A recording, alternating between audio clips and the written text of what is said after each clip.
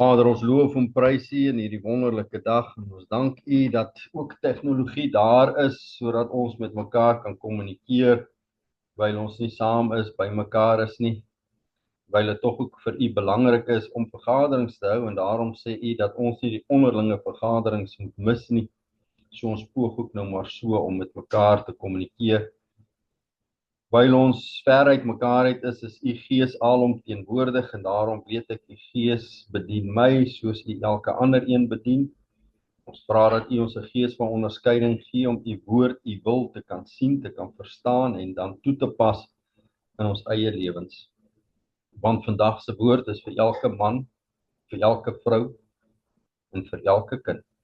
Ons loof en ons prys U daarvoor, Vader, dat U U woord vir ons gee as 'n riglyn van hoe ons kan lewe, sodat ons vrede kan hê. En ons dank U daarvoor in Yeshua se naam. Amen. Ons weet die Torah is aan die mens gegee as 'n meganisme om gelowiges in 'n grondgebied te help, sodat hulle self kan regeer of bestuur. Aanvanklik was dit natuurlik vir Israel, sodat hulle in die landstreek Israel, Judea, volgens hierdie beginsels kan lewe, sodat God elke man en vrou en kind seën, sodat hy die diere seën, sodat hy die grondgebied seën, sodat die wêreld wat nie volgens hierdie riglyne lewe nie, kan sien wie is God en hoe werk hy, sodat almal 'n seën kan wees vir hulle self, vir ander en ook 'n seën dan kan ontvang van Vader. Om so God se liefde vir die mens te wys en liefde teenoor mekaar. Nou ons as gelowiges in Yeshua skakel in hierdie verbond. Ons weet die verbond moet op ons hart geskrywe word. Deur Yeshua is ons nou deel van hierdie verbond met Vader. Baie van die instruksies kan ons nog steeds nie doen nie, omdat dit op die land Israel van toepassing is, maar sover moontlik streef ons daarna om te poog doen wat ons kan uit liefde vir Vader, sodat ons kan groei in ons verhouding met hom. Net so help Vader ons om ook ons huishoudings in hom te hanteer. Want buite die koning, die minister, die regeerders van die land wat almal volgens Torah moet regeer, moet dit afwentel tot die laagste diensknegt wat daar dalk kan wees. En as ons daarna kyk, kom daar 'n huishouding en die man wat die hoof is van die huis het verantwoordelikhede en so dan die vrou wat verantwoordelik is vir die huishouding het sekere verantwoordelikhede en so het hulle in verhouding ook met mekaar verantwoordelikhede. In die Torah is daar geen bevooroordeling vir enige individu nie. Dieselfde wet geld vir die koning, geld vir die laagste diensknegt. Dieselfde wet geld vir die man as geld vir die vrou.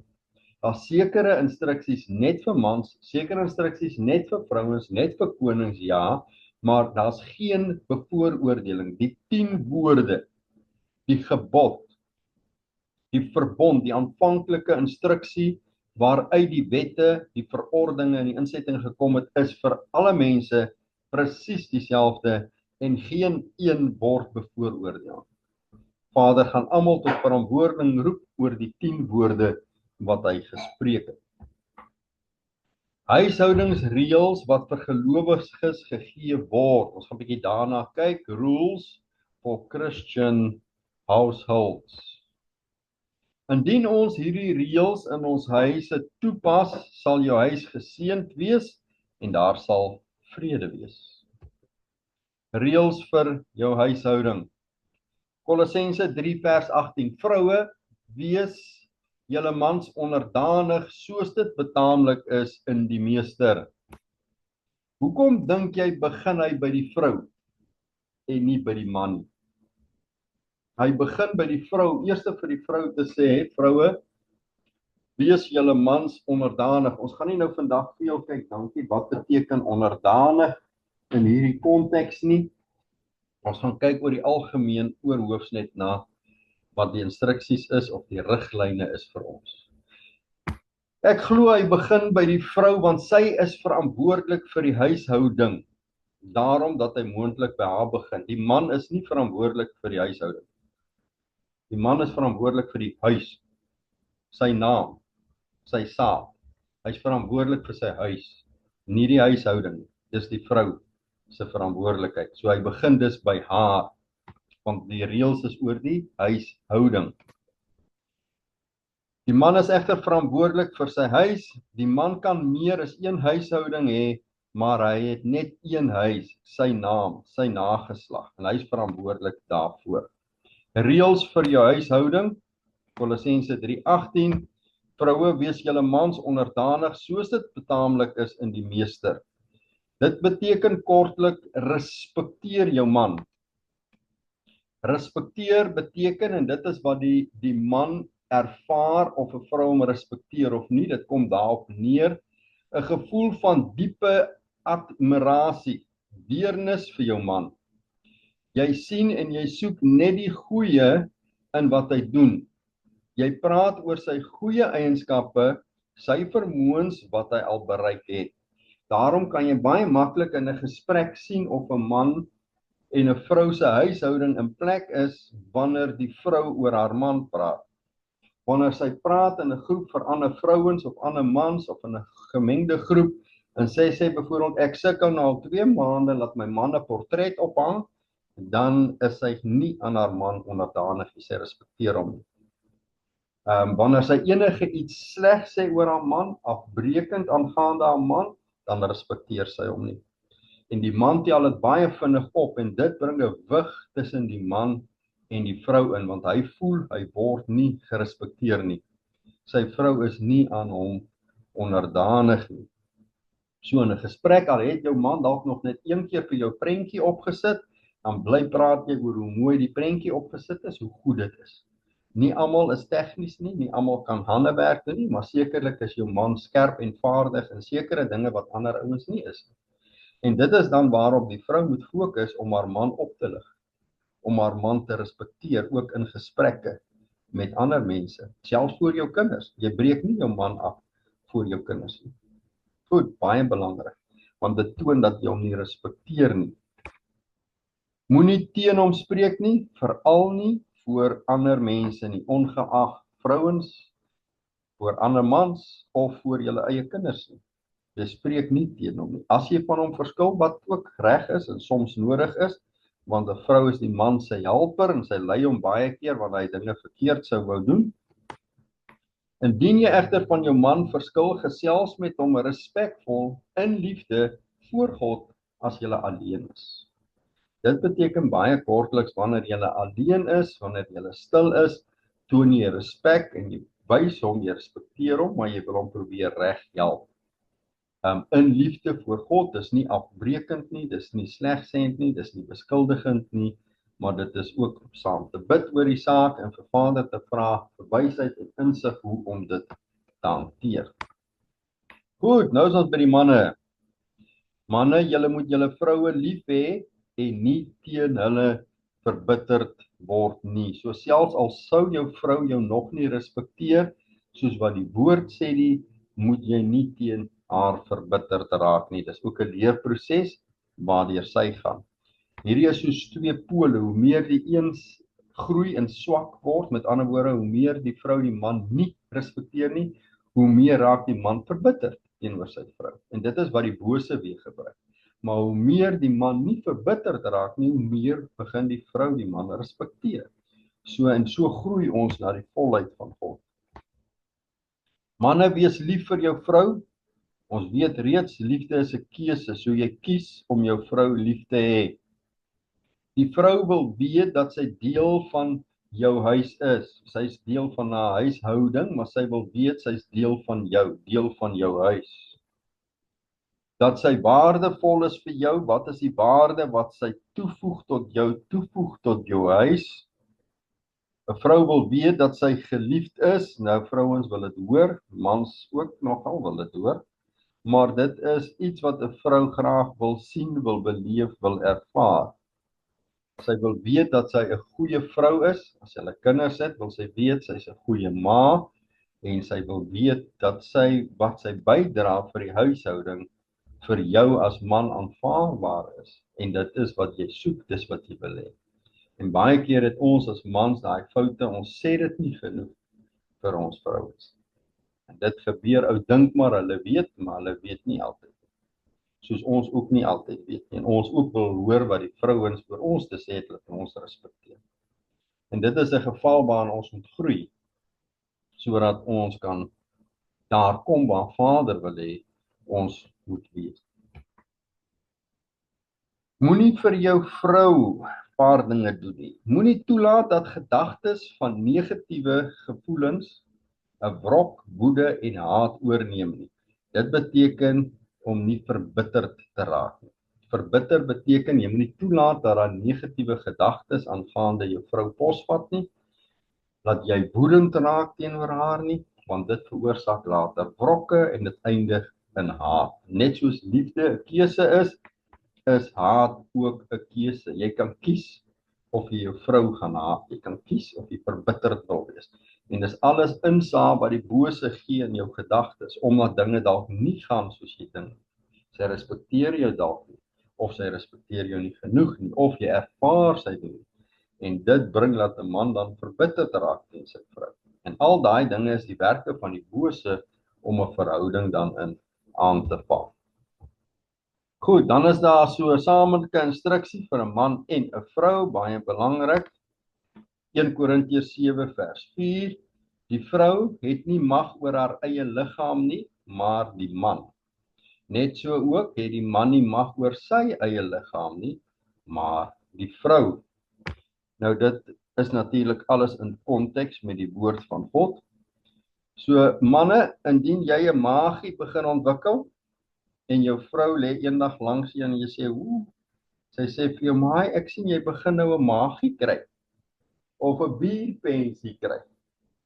Sy gaan nie vir jou sê, jy's vet, verloor die pens nie. 'n Vrou is gewoonlik nie so ingestel. Maar as sy oor jou 'n boepie vry en sy sê vir jou, jy begin 'n maagie kry, dan probeer sy vir jou sê, kyk na my liggaam. Kyk bietjie na my liggaam, hy raak nou bietjie groot, hoor. Maar ons as mans is baie keer baie vinnig om vir die vrou te sê, jy raak nou dik, man. Of verloor nou daai gewig, man. Ons dink nie wat ons sê. Want dit is belangrik vir ons om te weet dat jou liggaam eintlik jou vrou se liggaam is. En andersom ook. So dit is baie belangrik. Korintiërs 5:7, onttrek julle nie aan mekaar nie. 7 vers 5, dankie. Behalwe met wederwysige ooreenstemming vir 'n tyd lank om julle aan vas en gebed te wy. Met ander woorde, die huweliksdaad moet jy nie eenkant skuif nie. Behalwe as jy met jou maat ooreenkom vir 'n tyd wanneer jy vas. Moenie die aand as die man by die vrou wil kom of die vrou by die man wil kom sê, "Hey, so terloops, ek vas bietjie nie, hoor." Dit werk nie. Voor die tyd sê jy vas en voor die tyd kom julle ooreen oor dit. Is baie belangrik, want die woord sê vir ons, sodat die Satan julle nie kan in versoeking bring deur die gebrek aan selfbeheersing nie. Vers 6, maar dit sê ek by wyse van toelating, nie by wyse van gebod nie. So hierdie gedeelte, 1 Korintiërs 7, 4 en 5, is wat Saul vir ons sê, wat hy dink 'n goeie, wyse gebruik is. Hy sê nie dis 'n gebod nie. So, vrou, jy kan nie vir jou man sê, "Hey, Paulus sê dit, so dis nou so op die man vir die vrou nie." Dis net 'n goeie gebruik. Goed. Nou kom ons by die kinders. Kolossense 3 vers 20. Kinders, julle moet julle ouers in alles gehoorsaam wees, want dit is Jahwe welbehaaglik. Tot watter ouderdom is jy 'n kind waar hierdie gebruik, instruksie, reël op jou van toepassing is? As ek 80 jaar oud is en my pa, my ma is as vader wil 110, 105 jaar oud en hulle sê vir my, kom skoffel nou my jaar. Kan ek nou die jaar gaan skoffel? Moet ek aan hulle gehoorsaam wees? So wat beteken daai instruksie? Goed, tot watter ouderdom is jy 'n kind? totdat die kind hy of sy wetsaanspreeklik is deur die bad of die bar mitzwa gegaan. Dis om en by 14 jaar oud. En dit is suiwer woordaanspreeklikheid glo ek. Met ander woorde, dis die tydperk wanneer die ouers in hulle kinders leer wat die Torah sê, wat die woord sê. En dit wat die ouers vir hulle kinders sê, moet hulle gehoorsaam wees aan. Selfhuishoudelike funksies ook natuurlik. Maar nou gaan dit aan, beteken dit ek is nou 14 of 15, nou hoef ek glad nie meer na hulle te luister nie. Ek dink nie dis die gedagtegang van die instruksie nie. Dit is seker net reg om gehoorsaam aan jou ouers te bly terwyl jy onder hulle sorg of hulle dak is, ongeag jou ouderdom.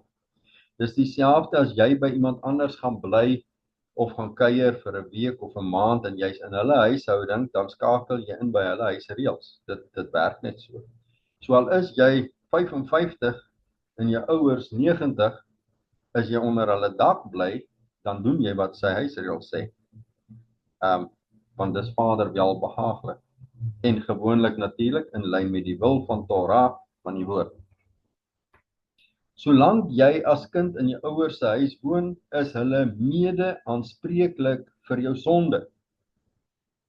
As hulle sien jy doen sonde, dan moet hulle jou reg help. Dit is hulle verantwoordelikheid en hulle is deels aanspreeklik. Ouers het egter die verantwoordelikheid, ons as ouers ongeag hoe oud ons kinders is, om Elohim in hulle kinders in al wat reg is te adviseer.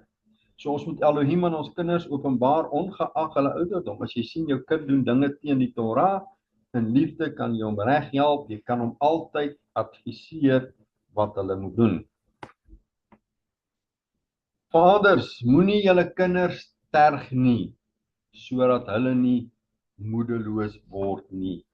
Nou hoeveel mense het ons nie nou al mee saam gebid, waar ons die vrug van hierdie ding in die kinders sien. Waar, dis vader en moeder, nee, nou nie net vader en ma mag het doen nie, dit beteken beide ouers. Moenie julle kinders terg nie, wat beteken daardie gedeelte, sodat hulle nie moedeloos word nie? Daar word van ouers verwag om die kinders nie af te breek nie, nie te verneder of enige iets te doen wat hulle moedeloos maak nie.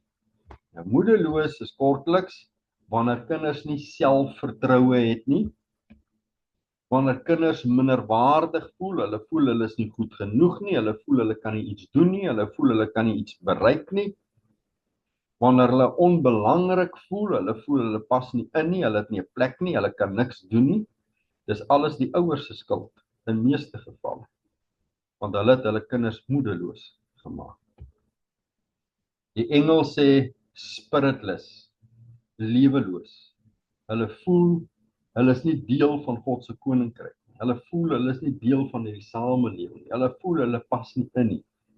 En dit is wanneer ons as ouers geval het. Dit beteken ons was nie daar vir ons kinders nie, of ons het hulle afgebreek, of ons het toegelaat dat ander hulle afbreek. En dis wat Vader vir ons sê, ons moenie ons kinders sterf nie. Ons moenie ons kinders afbreek. Ons moet hulle vertel en verduidelik wie hulle in Yahshua is, sodat hulle kan opstaan om te bereik wat Vader wil hê hulle moet bereik. En vaders, Efesiërs 6:4, moenie julle kinders vertoren nie, maar voed hulle op in die tug en die vermaaning van Yahweh. Moenie jou frustrasie op die kinders uithaal nie. Ek het al baie keer gesien dat ouers praat en praat met die kinders totdat hy nou moeg is of totdat sy nou moeg is, dan gryp hulle die ouetjie sommer aan die oor en sla die wit waks uit hom uit. Dis jou frustrasie, jy mag dit nie. Jy moet in liefde tug en vermaan in Yahweh. So dis instruksies wat Vader vir ons as ouers gee om die kinders te hanteer. Moenie jou wil op hulle afdwing nie. 'n Huis het reëls natuurlik en daar's verantwoordelikheid en aanspreeklikheid en daarom tug jy daar rondom in liefde. hierdie jou eie wil op hulle afdwing is, jy wil hê die kind moet dit bereik. Jy wil hê die kind moet hierdie prestasie behaal by skool. Jy wil hê die kind moet in hierdie rigting gaan studeer. Jy mag dit nie doen. Moenie jou eie wil op hulle afdwing. Al dink jy weet iets beste, jy weet nie die beste nie. Al is jy die pa of die ma, hoor by Vader wat hy wil hê en hy sal dit op die kind se hart skryf en jy sal dit vir die kind bevestig. Goed. Hulle beweeg om te doen wat jy nie kon doen nie of wat jy nie kon bereik nie. Onthou, jou kind is jou nageslag. Jou kind is nie jy wat 'n tweede kans kry nie. Hoe baie het ek dit nie al gesien nie, veral toe ek nog betrokke was by die afrigting van rugby, waar die kinders gedwing word om nou te doen in hierdie sportster te word, want die pa kon dit nie maak nie. Die pa kon dit nie bereik nie. Nou forceer hy sy wil op daai kind af. Vader sê ons mag dit nie doen nie. Jy moenie laat dit oor jou gaan nie. My kind presteer, my kind doen dit, my kind maak dit, my kind dit. Dan is dit jou wil wat jy in die kind afdwing. Goed, hou dit maar in gedagte. Mag Vader ons wysheid gee hoe om dit te hanteer. Dan is daar selfs 'n gedeelte van werkers in 'n huishouding. Of as jy 'n werker is by 'n werkgewer, verwag Vader die volgende van jou, of jy kan hierdie riglyne deel met jou mense wat in jou huishouding werk. Kolossense 3:22 Diensknegte, julle moet julle meesters na die vlees, vir wie jy vleeslik werk, in alles gehoorsaam wees. Nie met oordiens soos mense behaas nie. Moenie net kyk en sê ek sal en agter die rug praat jy agter hulle en doen nie die goed nie. Maar eenvoudigheid van hart, omdat julle God vrees. Die aanname is natuurlik ook dat jou werkgewer hopelik 'n gelowige sal wees.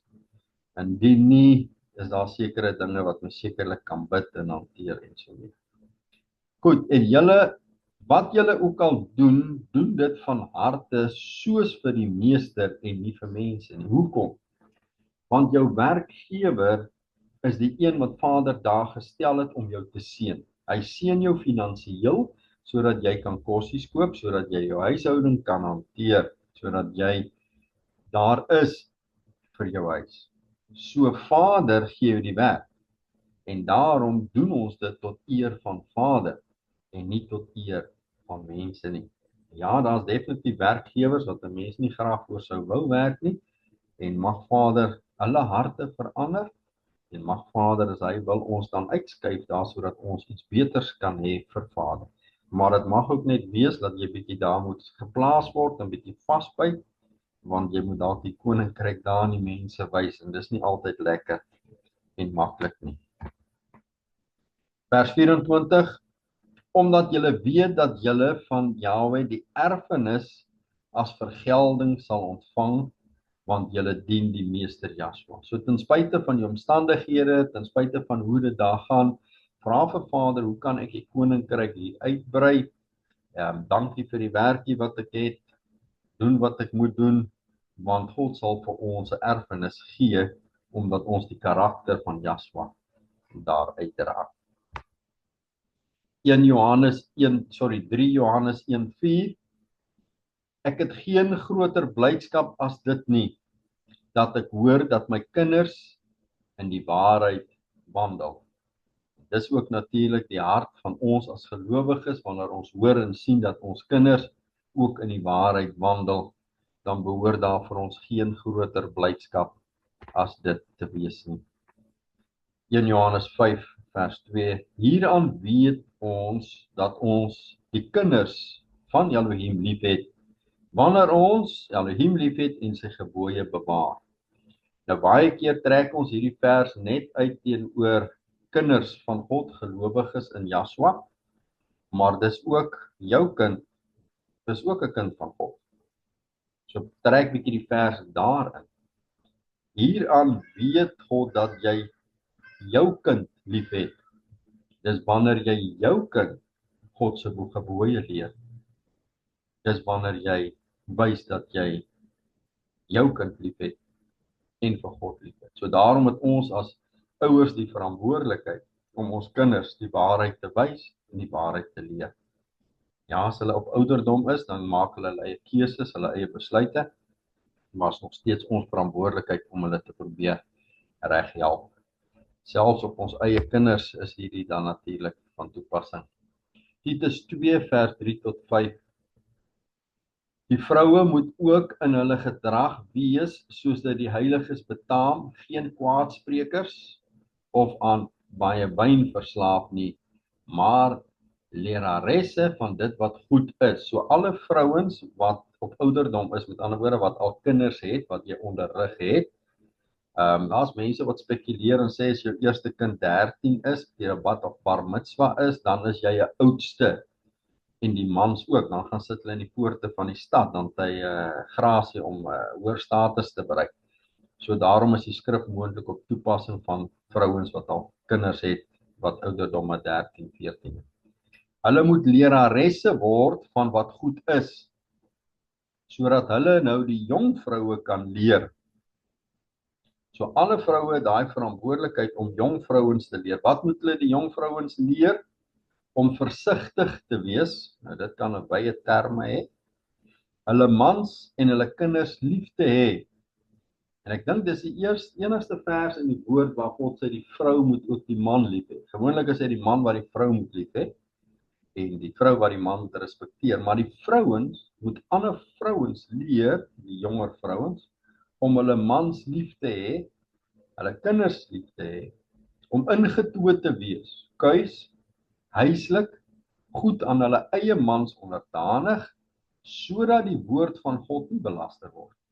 So wanneer ons in 'n gelowige huis is, en daai dinge is nie in plek nie, met ander woorde, die vrou het nie haar man lief nie, die vrou het nie haar kinders lief nie, sy is nie ingetoe nie, sy is nie kuis nie, sy is nie huislik nie, sy doen nie goed aan haar eie man nie, sy is nie aan 'n man onderdanig nie, dan word die woord van God belaster. En dis nie 'n goeie ding vir die koninkryk van God. So daarom is dit die vrouens se verantwoordelikheid om die jonger vrouens dit te leer. Kolossense 3 vers 25.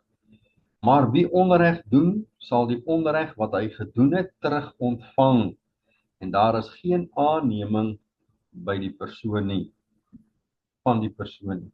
So as ons na hierdie gedeelte kyk, dan sien ons dat hoe jy jou kinders hanteer het, ook in die huishouding, is hoe jou kinders jou gaan hanteer as jy ouer is. Hoe jy jou huishulp, jou werkers hanteer, is hoe hulle teenoor jou gaan optree. So daarom is dit ook baie belangrik, wanneer ons as ouers dinge verkeerd gedoen het teenoor ons kinders, dat ons moet regmaak met hulle. Regmaak met vader, regmaak met hulle, sodat dit in ere herstel kan word. Anders ontvang ons terug. Goed, want Vader kyk na alle mense en almal word deur Vader onder dieselfde kam geskeer. En Vader vra net, het ons hom lief en het ons naaste lief. Dis al wat Vader gebruik as ons maatstaf. Ek hoop dit het in die harte geval, mag die Gees van die waarheid ons ook in alle waarheid lei. En mag Vader ons guns gee en ons openbaar maak waar ons tekort kom, sodat ons daaraan kan werk, sodat ons huishouding beter kan hanteer en sodat ons tot eer van God se koninkryk in die huishouding as gelowiges kan wandel. Mag julle geseënd wees in die liefde van Yahshua julle net omvou. Shalom.